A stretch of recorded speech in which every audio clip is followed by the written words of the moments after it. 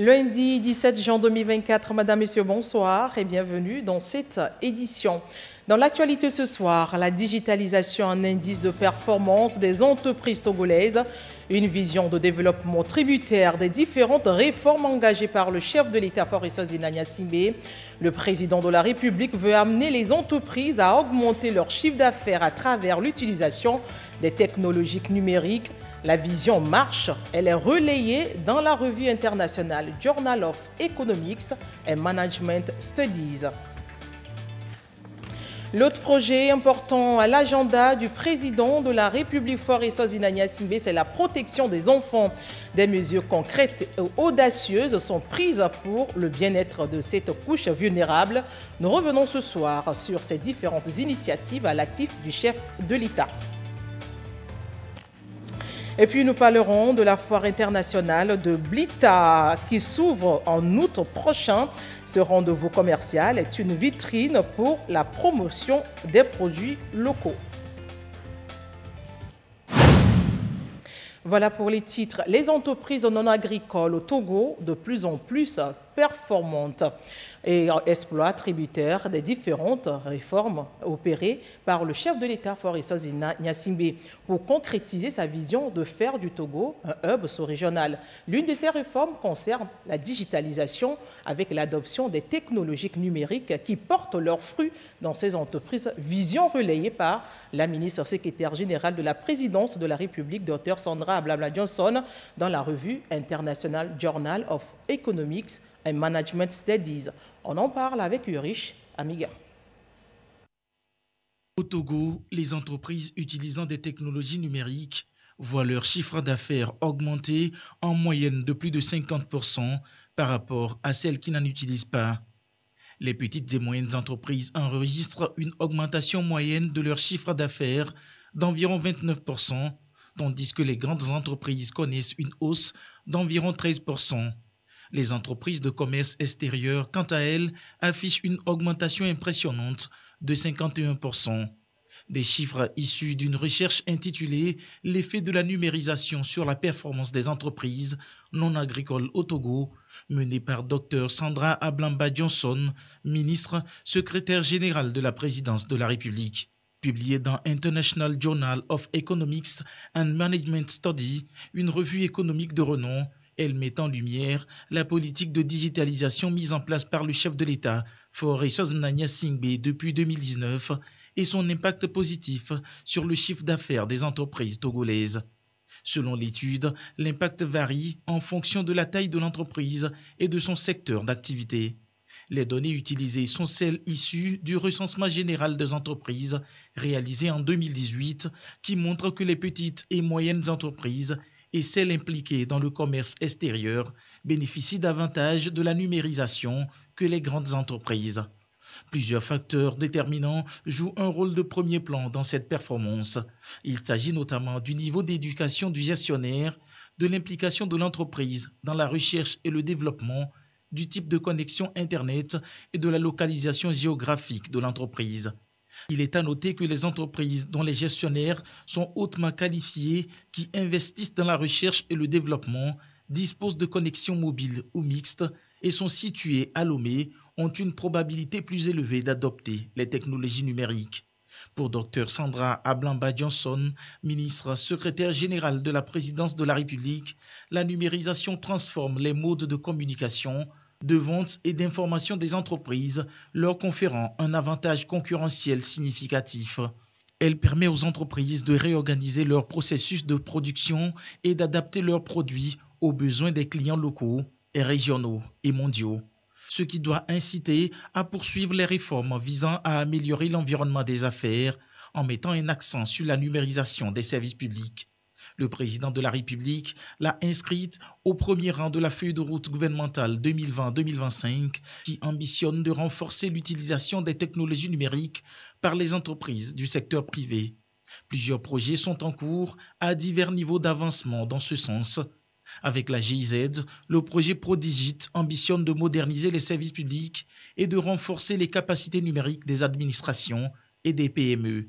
Avec le Millennium Challenge Corporation MCC, le Togo est en train d'achever le programme Threshold, dont un volet est consacré au numérique et surtout au renforcement des capacités des acteurs potentiels, en plus du développement de l'infrastructure numérique. À cela s'ajoute le Compact qui va également développer un volet numérique. L'objectif en toile de fond est de faire du Togo un hub numérique dans la sous-région ouest africaine. L'ambition est de maintenir la dynamique de réforme en cours visant à digitaliser les services publics et à créer un environnement propice à l'adoption des technologies numériques par les entreprises. Il est clair qu'en optimisant l'utilisation des technologies numériques, le Togo pourrait voir une amélioration notable de la performance de ses entreprises non agricoles avec des impacts positifs sur l'économie nationale. L'adoption de la technologie numérique s'avère donc cruciale pour la compétitivité et la croissance des entreprises togolaises. Et parmi ces entreprises, celles créées par des femmes, et justement, il vient d'être lancé le projet Nana Tech, une initiative de formation des jeunes femmes entrepreneurs aux médias numériques. Objectif, les amener à digitaliser leur entreprise et booster leur rendement. Le reportage d'Arufa Noutougan et Liagba Nyandao. Le numérique au service des femmes entrepreneurs. L'idée vient du ministère de l'économie numérique et de la transformation digitale. Il veut donc propulser les femmes dans leur activité génératrice de revenus à travers cet outil du moment. Nanatech, c'est le nouveau projet dévoilé. Il va donc permettre aux femmes entrepreneurs, commerçantes et porteuses de projets, d'améliorer leurs compétences digitales afin de mieux vendre leurs produits.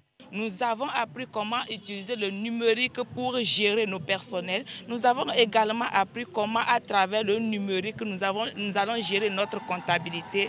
Aujourd'hui, à travers ces formations, les potentialités que nous avons reçues durant les 6 jours, nos produits, nos services vont, à travers le numérique, atteindre les 4 coins du monde. Plusieurs modules sont au programme de cette formation pour amener ces femmes à une maîtrise parfaite de l'outil informatique. On les amène à tester leurs idées de business, on les amène aussi à utiliser le digital comme un moyen de faire croître leur entreprise un peu plus chaque jour. Si on veut développer l'économie ici au Togo, on sait que ça va et ça doit passer par aider les femmes à participer à cette économie. Et pour qu'elles puissent participer, elles doivent avoir les compétences pour pouvoir le faire.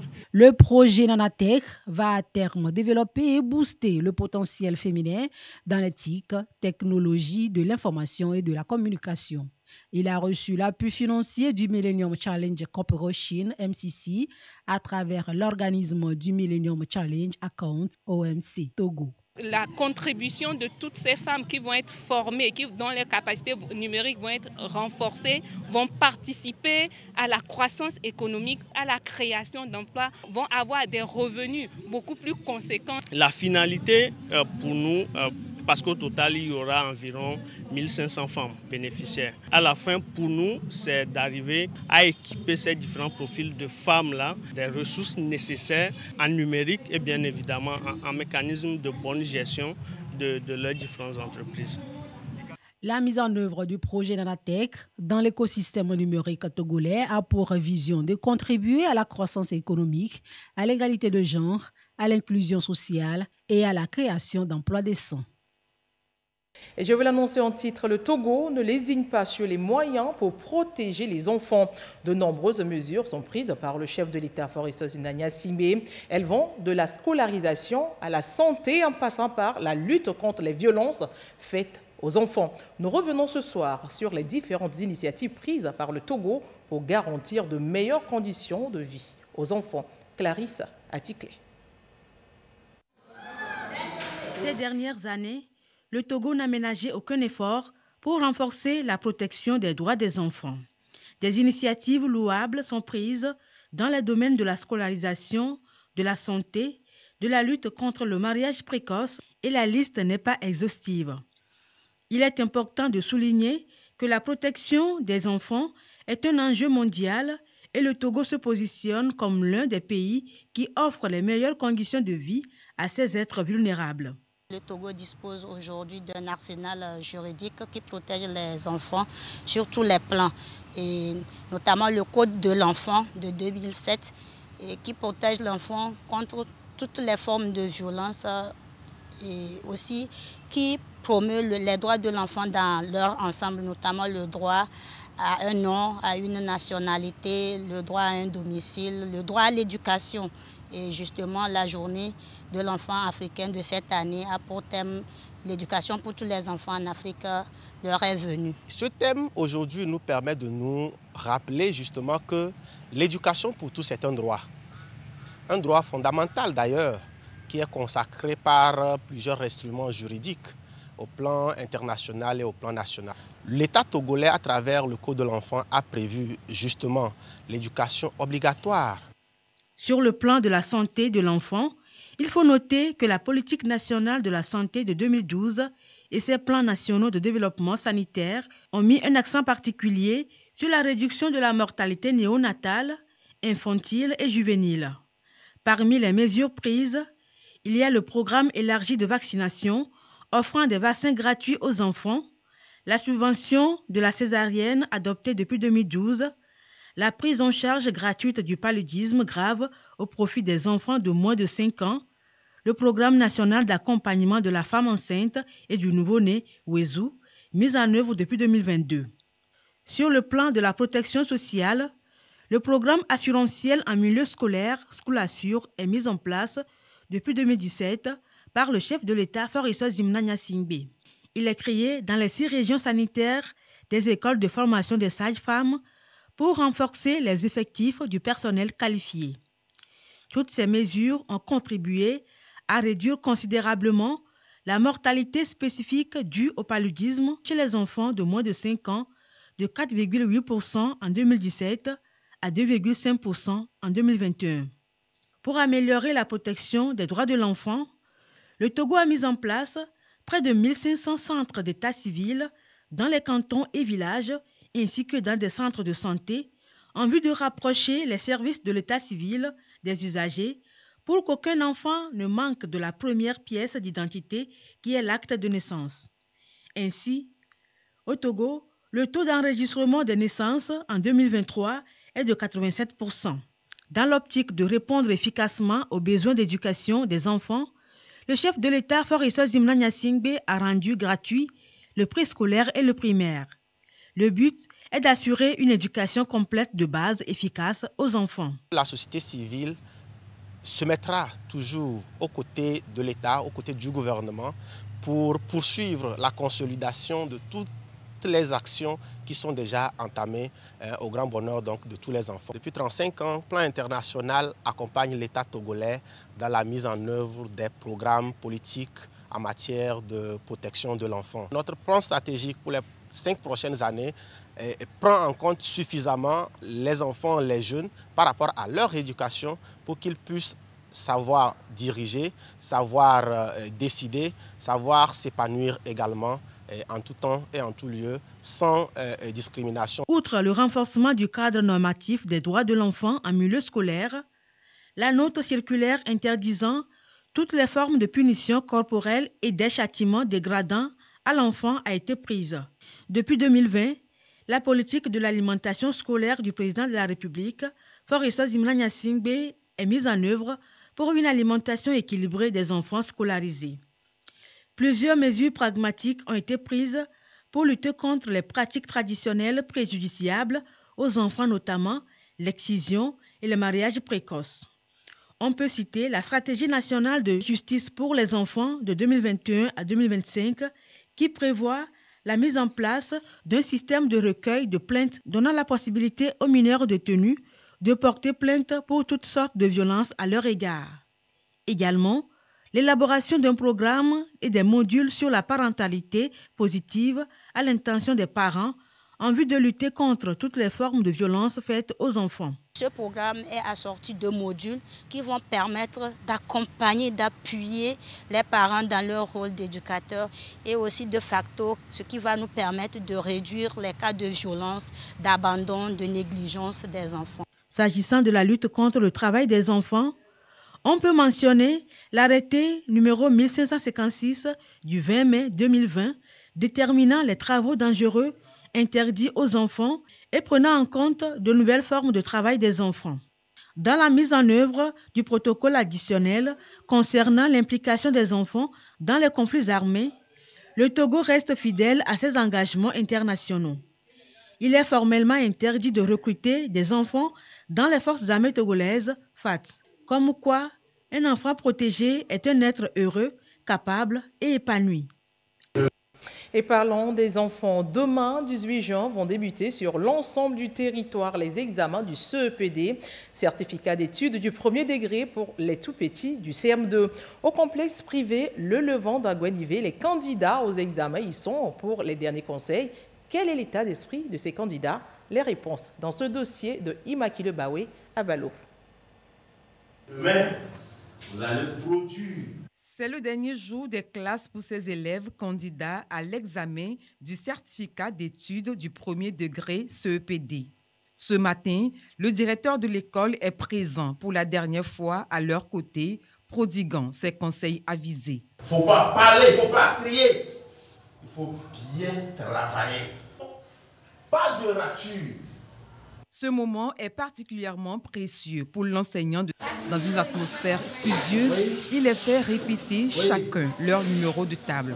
Ensuite, il les familiarise avec le rabat, une feuille grand format sur laquelle ils composeront pour la première fois, et rappelle d'autres conseils importants. Demain, je vais leur remettre les cartes, parce que si je les remets aujourd'hui, ils peuvent perdre demain en revenant, oublier à la maison. Demain, à 6h30, pour leur distribuer les cartes. Et après tout, je ramasse quand ils veulent partir, jusqu'à les suivre jusqu'à la fin de leur examen. On a fait ici, donc c'est la même chose. Rien ne change. Donc il faut rester tranquille, ne pas avoir peur et bien travailler. Chacun de ces candidats entend se défendre au mieux. Pour Yasmine, la peur est inexistante, tandis que David ressent un peu d'appréhension. Moi, je n'ai pas peur d'affronter l'examen. Mon état d'esprit est organisé. D'un côté, j'ai peur parce que j'ai vu les rabats, je n'ai jamais travaillé sur ça. De l'autre côté, je n'ai pas peur parce que tout ce qu'on a fait durant les 9 mois, on va sûrement que les déverser sur la feuille. De retour à la maison, le répétiteur de David vient le soutenir. 4 disciplines dans lesquelles il faut avoir 20. Déjà, si tu as 20 dans les 4 disciplines, tu as déjà 80 points. Il faut totaliser combien pour réussir au CEPD? 70 points. La réussite est une affaire de volonté. Je vois que lui-même, il a une bonne volonté et je sais qu'il va passer en 6e. Comme chez David, de nombreuses familles vont accorder une attention particulière à ces candidats pour leur premier examen, les soutenant dans cette étape importante de leur parcours scolaire. Et parlant des examens, après les examens, que faire? Après le BEPC surtout, question que se posent souvent les élèves et parfois les parents. Mieux comprendre des séries à choisir au lycée peut être déterminant dans l'avenir de l'apprenant. Il est donc important de se référer aux bonnes personnes pour une bonne orientation. On en parle avec Élisée Akpeli, Immaculée Bawé à Balo, à la voix Marie-Thérèse Nabédé. Après les épreuves écrites de l'examen du brevet d'études du premier cycle BEPC, certains candidats ont déjà une idée du choix de la série qu'ils feront au lycée. L'examen s'est bien déroulé, on a eu des épreuves abordables. Je choisirai la série D pour exercer la médecine plus tard. Après la proclamation des résultats, j'aimerais faire la série A4 parce que les langues me plaisent. Mes parents ne m'ont pas bousculé pour ce choix, plutôt ils m'ont soutenu. Bien choisir sa série est primordial pour un élève qui boucle son premier cycle. Et bien chercher à s'orienter avant de faire ce choix est la meilleure façon selon les conseillers pédagogiques. Après le BPC, l'élève qui veut s'orienter doit nécessairement passer par un conseiller d'orientation scolaire et professionnelle. Et en tant que spécialiste, lui, il va s'inspirer de son aspiration professionnelle. Deuxièmement, il va voir si l'enfant a la capacité pour pouvoir faire une formation qui va l'amener à exercer ce métier. Troisièmement, il faut questionner le marché de l'emploi. Il faut tenir compte aussi du projet des parents pour l'enfant. Au Togo, il existe 3 séries d'enseignement au lycée: les lettres, les sciences et la technique. Un bon élève devrait choisir sa série en fonction des matières dans lesquelles il s'en sort mieux. Ceux qui sont bien en littérature, on les repère et on les envoie dans les séries littéraires telles que la série A4 et la série A5. Le profil scientifique, c'est les gens qui sont très bien en sciences. Pour le profil technique, quelqu'un qui a l'habitude de manipuler un outil pour faire quelque chose, on peut dire qu'il a un profil technique. Si on ne tient pas compte de ses compétences, ses aptitudes, on ne peut pas lui choisir une série et il va réussir. Le choix d'une série ne devrait pas se faire au hasard, encore plus par suivisme. Au pire des cas, la série ne doit pas être imposée. Au contraire, il faut la choisir selon ses compétences et performances dans les matières concernées. Et nous restons dans le même registre pour parler de la phase nationale du concours international Ma thèse en 180 secondes qui a connu son apothéose à l'université de Lomé, c'était jeudi dernier. Les 13 candidats en lice ont chacun défendu les résultats de leur recherche en si peu de temps devant un grand public. Le jury qui a délibéré au terme des présentations et c'est Okpeakwa Kuchuku, étudiante en 3e année de thèse biochimie à l'université de Lomé, qui est repartie avec le premier prix. On en parle avec Norbert Agbedano à la voix, Eliagba Nyandao. Le rôle d'un chercheur ne se limite pas à la production de connaissances. Il leur revient aussi de synthétiser les travaux de leur recherche de plusieurs années en un temps record, ce qui n'est pas une tâche facile. C'est le défi relevé par Akwa, l'une des 13 candidates en lice au concours international Ma thèse en 180 secondes. Elle a non seulement séduit le public sur le thème de sa thèse, mais aussi les membres du jury. Elle repart avec le premier des 3 prix mis en jeu, celui issu du vote du public. Un secret, c'est le travail et l'amour du métier. Le thème vulgarisé, c'est l'étude d'une plante qui cicatrise les plaies. Nous avons pensé de ce que la terre nous offre pour en faire un médicament pour pallier ce problème. Du coup, nous proposons un extrait de plante qui sera transformé en pommade qui fera cicatriser les plaies à la place des antibiotiques. Un choix judicieux basé sur les critères de sélection bien définis. Les critères, c'est la rhétorique, l'éloquence, comment il parle, comment il transmet son message, comment est structuré son texte, comment il l'amène et comment il vulgarise son texte. Dans l'ensemble, moi, je suis personnellement épatée. Pour les promoteurs, cet événement célèbre non seulement l'aboutissement de recherches intenses et passionnées des candidats, mais aussi leur capacité à communiquer les résultats de manière claire et captivante au grand public. Ma thèse en 180 secondes est un concours ouvert à tous les doctorants et doctorantes des institutions publiques ou privées qui forment les docteurs. C'est un cadre qui permet aux doctorants de s'exercer dans la prise de parole et dans la vulgarisation des résultats. L'avantage aussi du concours, c'est que les candidats exposent le sujet aux bailleurs. La lauréate sera l'ambassadrice de la science et de la connaissance qui va représenter en novembre 2024 le Togo à Abidjan, en Côte d'Ivoire, à la finale de la phase internationale. Parlant de recherche, de créativité, je vous amène à la découverte d'un jeune Togolais, Sakié. Il a 16 ans, élève en classe de 4e. Sakié a un talent assez particulier. Il crée des œuvres d'art avec des argiles et des branches de palmier. Laissez-vous emporter dans ce voyage à travers ce sujet de Sandra Abouche, voire de Eliagba Nyandao.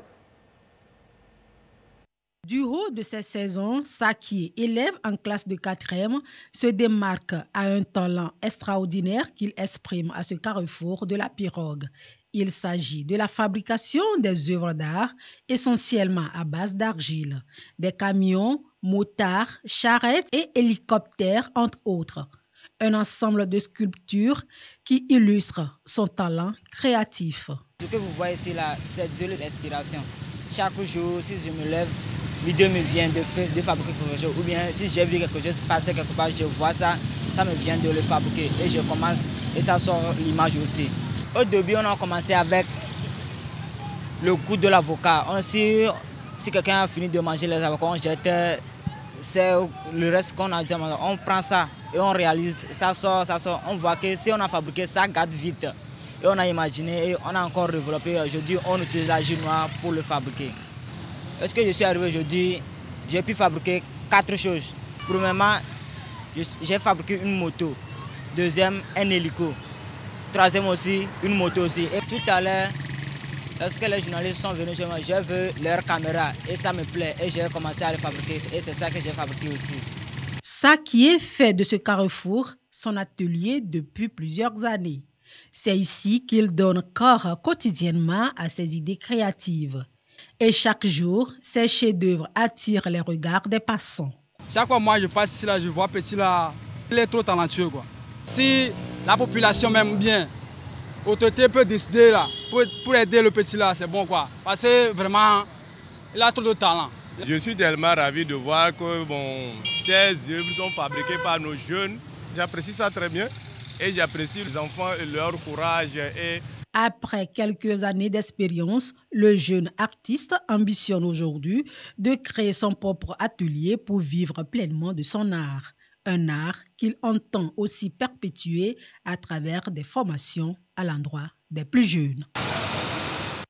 Un art qui peut être valorisé à la Foire internationale de Blita, pourquoi pas, qui s'ouvre du 10 au 24 août 2024. Un rendez-vous de valorisation des produits locaux. Plusieurs acteurs artisans, producteurs, transformateurs et autres seront au rendez-vous pour des échanges pour la relance dans leur activité. On en parle avec Désiré Aloye. La Foire internationale de Blita, édition 2, c'est du 10 au 24 août 2024 à Blita, carrefour de promotion des produits du terroir. Elle permettra la valorisation du consommé local. Pour la première édition, vous avez vu, nous faisons la promotion de tous les produits. Maintenant, on nous a donné une place spéciale pour notre événement. Les conditions dans lesquelles nous avons travaillé l'an passé avec nos exposants, ça sera une condition très améliorée cette fois-ci. Nous appelons les partenaires à nous accompagner. La société Afrique Contact est porteuse du projet lancé officiellement. Ce rendez-vous commercial va réunir les opérateurs économiques, artisans, producteurs et transformateurs pour échanger et discuter des expériences et des opportunités. L'autre enjeu, la sensibilisation du public sur la richesse du patrimoine local. La particularité de cette foire est que nous valorisons les différentes sortes de plats que nous avons dans la région. Les artisans, nous faisons aussi la promotion des produits agricoles. Cette édition également, il y aura le concours d'art culinaire du meilleur projet. Nous avons tenu nos promesses. Nous n'avons pas changé les prix des stands et autres. Nous sommes toujours dans la même logique. Cette fois-ci, nous allons faire des hangars avant de faire les stands. Rendez-vous culturel et économique, la Foire internationale de Blita est une rencontre de partage et de découverte. Elle entend mettre en lumière le dynamisme des artisans, des producteurs, des transformateurs et autres opérateurs économiques au travers de leur savoir-faire. Plus de 150 stands seront ouverts au public. Plusieurs acteurs sont entendus donc pour exposer les attraits touristiques, culinaires et les différents produits locaux dans l'objectif d'amener les populations à renforcer la consommation locale et faire du Togo un pays attractif. Dans la foulée, le comité d'organisation a procédé à la remise des différents prix lauréats de meilleurs projets de la première édition. Au-delà des couleurs, c'est un film qui retrace l'histoire d'une fillette qui doit faire face à des discriminations en raison de la couleur de sa peau. Elle est albinos, mais des années plus tard, il a fallu d'une étincelle de sa détermination pour être promue à la tête d'une entreprise comme directrice artistique. Un court-métrage de 38 minutes qui dénonce la stigmatisation faite à l'endroit des personnes atteintes d'albinisme. Sandra Aziagui.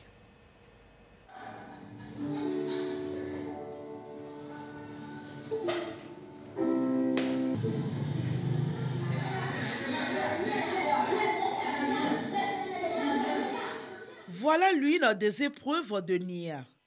Des moqueries persistantes à cause de la couleur de sa peau. Elle se retrouve au quotidien confrontée à des commentaires méprisants et à des actes discriminatoire de la part de ses camarades. Mais face à tout ceci, Nia a un rêve, en faire fi et poursuivre ses études. C'est le message phare que véhicule ce court-métrage. Nia, est-ce que tu as beaucoup la question? Qui a dit ça? Pourquoi tu tiens de faire beaucoup envers ton camarade? Pourquoi tu tiens de faire beaucoup de ça à toi? Madame, je vous présente mes excuses. Son amour exceptionnel pour l'art a amené son institutrice à l'inscrire à un concours artistique inter-école.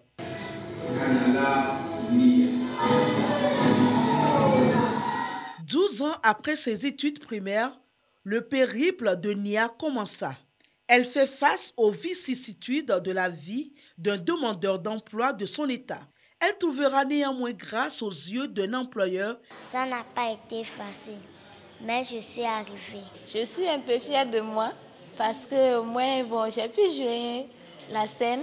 C'est vraiment douloureux de rentrer quelque part et de voir qu'on ne veut même pas avoir votre avis. Ce court-métrage de 38 minutes a émerveillé plus d'un. J'ai été impressionnée, non seulement par les jeux d'acteurs qui, à la base, ne sont pas des acteurs, mais en plus par l'angle de la sensibilisation. Cela me permet en fait de savoir aussi comment me comporter vis-à-vis de ces personnes. Tiré d'une histoire vraie, ce scénario est écrit par Eric Souroutonto. Il a été réalisé dans le contexte de la célébration des 10 ans de la Journée internationale de sensibilisation sur l'albinisme. Nous avons voulu sensibiliser autrement qu'à travers ce film, faire le plaidoyer sur les défis que les personnes atteintes d'albinisme ont à relever. 38 minutes de plaidoyer pour un monde plus juste et inclusif à l'égard des personnes atteintes d'albinisme. Le film Au-delà des couleurs est disponible en langue évé et kabyé. Et pour toucher les plus petits, l'histoire est reprise en bande dessinée. Et nous clôturons ce 20h par ce communiqué qui nous vient du ministère des Travaux publics. Le ministère des Travaux publics informe les usagers du Palais des Congrès de Lomé qu'en raison des travaux de rénovation, l'accès du dit palais est provisoirement fermé à compter du lundi 17 juin 2024 jusqu'à l'achèvement de l'exécution des travaux prévus à cet effet. Le ministre des Travaux publics compte sur la bonne compréhension des usagers et leur présente les excuses pour les désagréments éventuels. A signé le ministre des Travaux publics, Zoréatou Kassa Traoré. Ainsi se referme cette édition. Merci de l'avoir suivi et n'oubliez pas que rien n'est difficile si vous le divisez en petites tâches. Faites comme l'oiseau quand il fait son nid. Je vous retrouve à 22h30 pour l'édition de nuit. À très bientôt.